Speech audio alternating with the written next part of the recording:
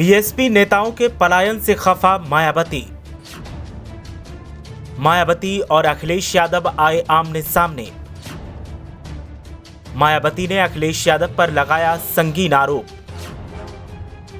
सपाई बोले, बुआ जी आपके अच्छे दिन अब नहीं आएंगे।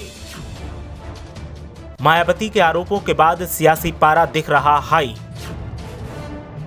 अखिलेश यादव और मायावती की जुबानी जंग की क्या है वजह? उत्तर प्रदेश की पूर्व मुखिया मायावती के सितारे इन दिनों गर्दिश में चल रहे हैं।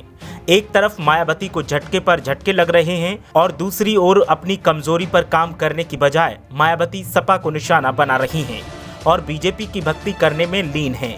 अब सपा में लगातार जा रही बीएसपी नेताओं से खफा मायावती ने अखिलेश यादव पर निशाना साधा और कई आरोप लगाए, जिसके बाद सपा नेताओं ने मायावती पर कटाक्ष करते हुए जमकर जुबानी तीर दागे।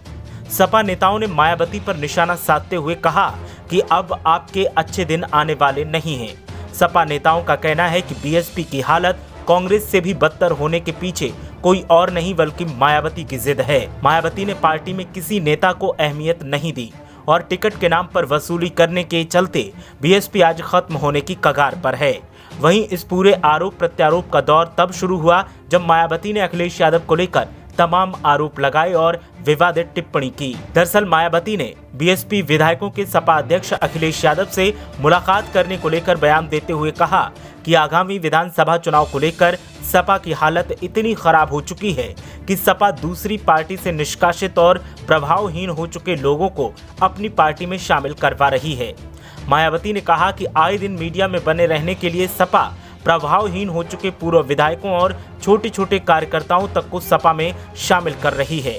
ऐसा लगता है कि सपा मुखिया को अब अपने स्थानीय नेताओं पर भरोसा नहीं रहा है, जबकि अन्य पार्टियों के साथ साथ खासकर सपा के ऐसे लोगों की छानबीन करके उनमें केवल सही लोगों को बीएसपी के स्थानीय नेता आए दिन बीएसपी में शामिल कराते रहते हैं, जो ये सब जानते हैं। बीते दिनों बीएसपी के कई विधायकों ने सपा में शामिल होने को लेकर अखिलेश यादव से मुलाकात की थी। वहीं यूपी चुनाव को लेकर सपा में शामिल होने वालों की संख्या बढ़ती जा रही है।